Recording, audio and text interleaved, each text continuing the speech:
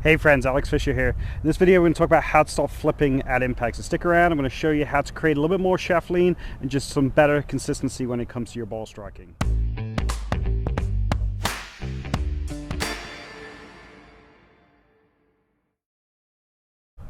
All right, so let's get to it. So how can we stop flipping? Well, flipping is a very common issue that we see in golfers, and it tends to cause you to hit it a little bit thin, or it tends to cause you a little bit fat. And so just to get a little bit better when it comes to ball striking, we do want to create some shaft lean at impact. So one of the common reasons why players come into impact and they're scooping at it is because their body stalls or it stops.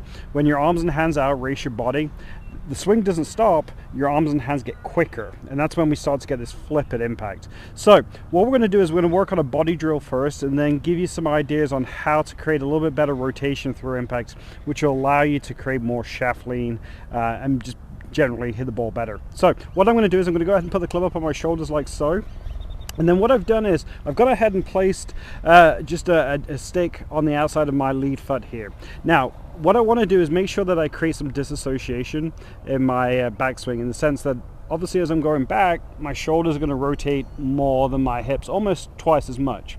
But I need to make sure that my hips move first, and by pushing down on my back foot, specifically my toe, that's going to get my hips to move first as I'm coming down into impact. So this is where I would be at impact. I don't want to make sure that my hips are just kind of back to where they started. My hips should be open about 20-30 degrees with the weight on my front foot. So as I'm looking down here, I can see that this club on my shoulders is square to my feet, but I can see that this stick along my waistline here is open.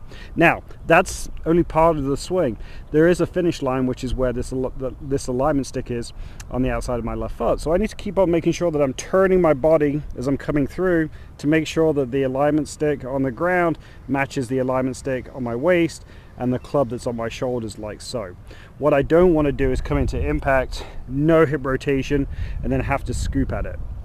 So with a golf club, I'm going to go ahead and just make some small swings now, with the goal of making sure that my hips do get to that stick that's on the outside of my left foot. So as I go from here, taking the club back, I need to see this move first, and then from there, rotate and come through. Make sure that my weight finishes on my left side as well, but this alignment stick finishes in line with the stick on the ground there. If my body does stop, what's going to happen, I can see this alignment stick's not moving now. I'm going to end up coming into impact and flipping at it. And again, that makes the bottom of the swing happen too soon. It's going to cause you to actually hit the ball with this bottom part of the club here. Obviously, that's something we don't want to do. Now, making some small swings. Now what I can do is I can go ahead and set up here, get that feeling of opening the hips. I can see that happening with that alignment stick there. Make some small swings.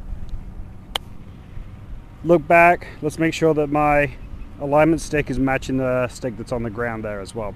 Again, as long as I can keep this moving through impact, then I'm going to be able to make sure that I'm creating some lag and my hands are staying in front of the club head. Again, if this stops, let's say my arms and hands get too fast, that's when we're going to get very flippy with it.